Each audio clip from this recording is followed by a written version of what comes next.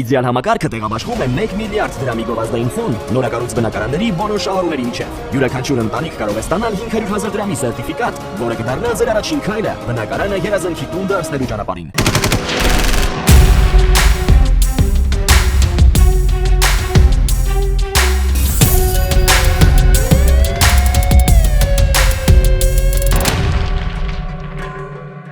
Հակակոռուպցիոն կոմիտեն հաստատել է Սամվել Կարապետյանի թիմակից Կանդարս մականունով հայտնի Արթուր Ավանեսյանի ձերբակալության լուրը, նա ձերբակալվել է ընտրակաշառք տալու կասկածանքով։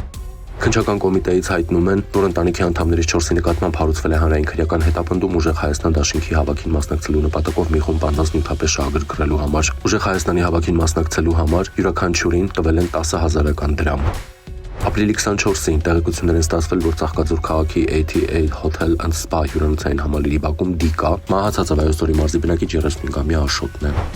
Ապրիլի 19-ին տեղեկություն է ստացվել, որ Երևանի Բրյուսովի փողոցի 23 հասցեի մոտից շտապօգնության բժիշկների հերթապահ բդանակահարված վիճակում հերացի հիվանդանոց է տեղափոխել մի տղամարդու, պարզվել է, որ վիրավորի Երևանի բնակիչ 59-ամյա Կարենն է։ Պարզվել է, որ անձնական հարցերի շուրջ ցակած վիճաբանության ընթացքում Երևանի բնակիչ 50-ամյա Ստեփանը դանակով հարվածել է Կարենի ցաղկոտկային հատվածին։ Ապրիլի 16-ին ոստիկանությունը զանգարել Երևանի բնակիչ 51-ամյա Արմենը եւ հայտնել, որ հարևանը զենքով հարձակվել է իր տան վրա։ Պարզվել է, որ Արմենը գնացել է իր հարևան 49-ամյա Ասատուրի տուն, որտեղ գումարային հարցի շուրջ ցակած վիճաբանության ժամանակ միմյանց հրել են, որից հետո Ասատուրը պլաստմասե տուփով հարվածել է Արմենի գլխին, նույն տուփից անելով ատրճանակը սպառնացել, ինչից հետո Արմենը վերջինիս ձեռքից սրցնելով նշված ատրճանակը հեռացել է։ Ապրիլի 22-ին Արարատի մարզի բնակիչը հազանգել է, որ տուն վերադառնալով նկատել է այն տակնու վրա արված ու թալանված։ Պարզվել է, որ բնակարանային գողությունը կատարել է տանտիրոջ 25-ամյա որդին։ Հափշտակել ոսկեղենը, վաճառել այն, ստանալով $5,300 եւ 14,000 դրամ։ Ապրիլի 24-ին հազանգ է ստացվել, որ Երևան-Սևան ավտոճանապարհին տեղի ունեցել պատահար։ Porsche մագնիչի ավտոմեքենան է դուրս եկել ճանապարհի երթևեկելի հատվածից, բախվել երկաթի արգելապատնեշին, որը մխրճվել ավտոմեքենայի մեջ վարորդը մահացել է։ Ապրիլի 25-ին Երևանի Աճառյան փողոցում բախվել են BMW X5 Tesla եւ Toyota մագնիչի ավտոմեքենաները, 2 հոգի տեղափոխվել է հիվանդանոց։ Ապրիլի 25-ին Չարենցավանում Կոտայքի մարզի բնակիչ 41-ամյա Գրիգորն իր վարած գազել մագնիչի բեռնատարով դուրս է եկել երթևեկելի գոտուց ու բախվել ապարաշ քարին, վարորդը տեղափոխվել է հիվանդանոց։ Ապրիլի 25-ին Երևան-Սևանի Ջևան ավտոճանապարհին բախվել են 2 Toyota մագնիչի ավտոմեքենաներ, 1 հոգի տեղափոխվել է հիվանդանոց։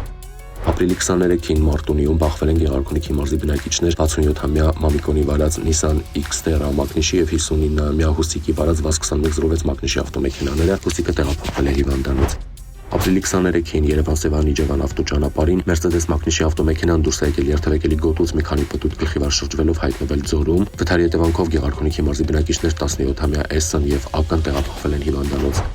Ապրիլի 25-ին Սորակ գյուղում Արագածոտի մարզի բնակիչ 32-ամյա Գրիգորն իր վարած Mercedes մագնիչի ավտոմեքենայով վրայերթի է ենթարկել 13-ամյա հետիոտնին, վարորդը փախուստի չի դիմել, իսկ վրայերթի ենթարկված աղջիկը տեղափոխվել է հիվանդանոց։